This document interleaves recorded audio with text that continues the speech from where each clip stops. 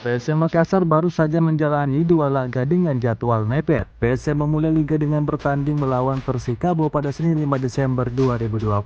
Bermain Spartan 90 menit, pasukan Ramang akhirnya menutup laga dengan kemenangan 2 gol tanpa balas. Gol Donald Bisa dan Everton mengantar 3 poin bagi PSM. Hanya 2 hari recovery, PSM kembali bermain pada Kamis 8 Desember 2022 melawan Persita Tangerang di Stadion Sultan Agung. Tim Biku Eja berhasil menutup laga dengan kemenangan. Gol Everton Nascimento, Yance Sayuri dan Kenzo Nambu membawa PSM memperpanjang tren tanpa kekalahan. Laga berikutnya PSM akan melawan Bayangkara United pada Senin 12 Desember 2022. Artinya PSM mendapat waktu istirahat selama 3 hari. Para pemain pun diarahkan untuk recovery di hari ini Jumat 9 Desember 2022.